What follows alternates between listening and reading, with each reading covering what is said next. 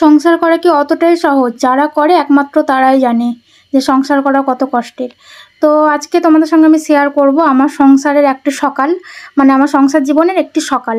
তো এই যে দেখতে পাচ্ছ এখন ঘড়িতে বাজে 4:09। তো তোমরা দেখো 4:09 বাজে। তো এই 4টা থেকে আমার সকালটা শুরু হয়। দেখছো বাইরে কত অন্ধকার, দেখো এত অন্ধকার কিছু দেখা যাচ্ছে না। এরপরে দেখো লাইটটা অন করলাম, এরপর দেখো কত অন্ধকার বাইরে। তো 4টার সময় আমার সকালটা শুরু হয় প্রত্যেক দিন। তো 4টার সময় ঘুম থেকে উঠে ফ্রেশ হতে হতে 4:10 হয়ে যায়, 9-10 হয়ে যায় এরকম। তারপরে রান্নাঘরে চলে আসি রান্না করতে। তো সকালবেলায় এই যে একটা মানে কষ্টকর একটা জীবন, এই জীবনটা কে কে উপভোগ করে জানি না, আমি করি। আমার তো খুব কষ্ট হয় 4টের সময় ঘুম থেকে উঠতে, কি বলবো। মানে রাত্রি ওই 11টা 11:30টার সময় ঘুমোতে গিয়ে 4টের সময় ঘুম থেকে ওঠা।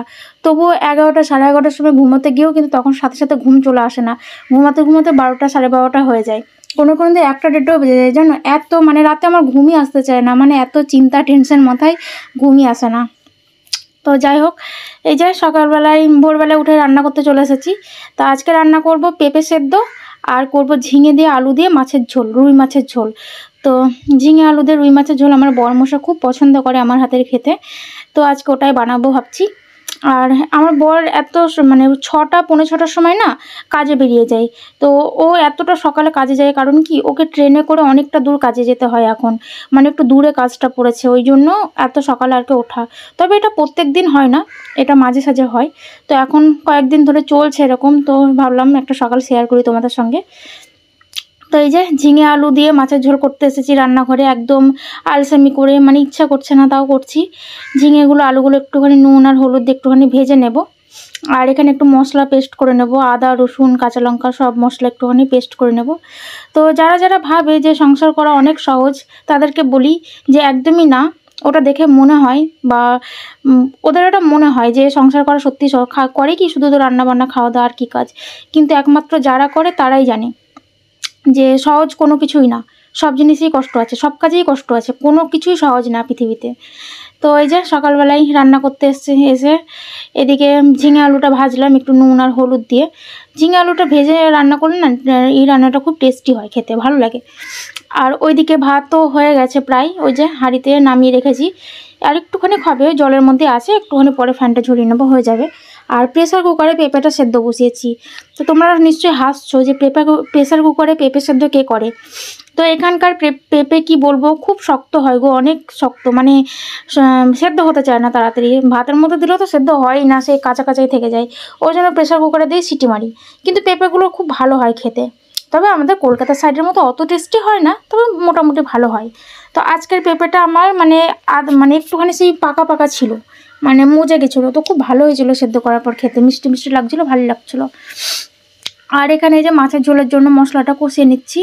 এর মধ্যে এই যে গুঁড়ো মশলা, নুন হলুদ জিরে গুঁড়ো লঙ্কা গুঁড়ো এগুলো দিয়ে, একটু কাশ্মীরি লঙ্কা গুঁড়ো দিয়ে, টমেটো পেঁয়াজ কুচি একটু জিরে ফোড়নে দিয়ে, সব কিছু মানে যা যা রেগুলার মশলা আর কি লাগে ওগুলো দিয়ে একটু কষিয়ে টষিয়ে, যে ঝিঙে আলুটা আগেই দিয়ে দিয়েছিলাম সেদ্ধের জন্য। আর ঝিঙেটা তো একদম গলে যায়, তো ঝিঙেটা পরে দিলাম, মাছটাও দিয়ে দিলাম।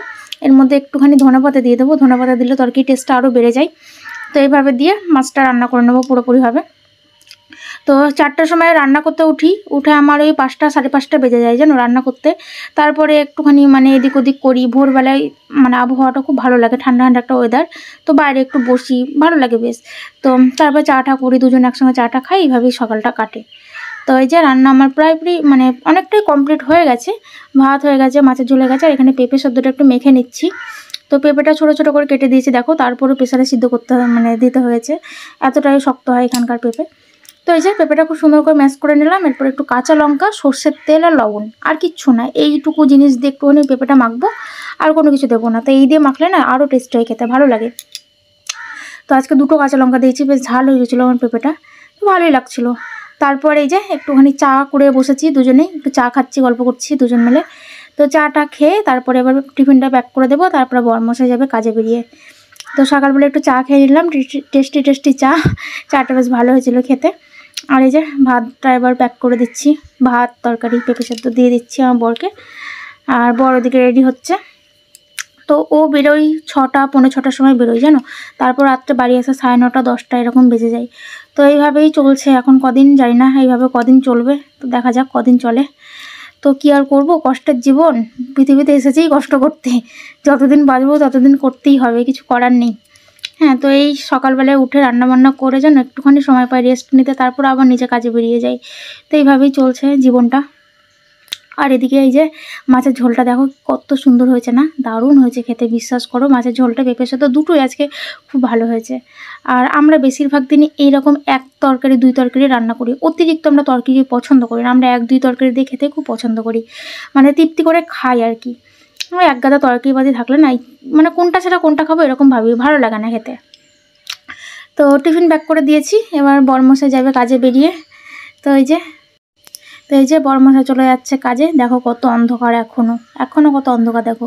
এর মধ্যেই চলে যাচ্ছে সাইকেল নিয়ে, এখন স্টেশনে যাবে, তারপর ট্রেনে করে যাবে কাজে। তো এই ছিল ভিডিওটা কেমন লাগলো জানাবে।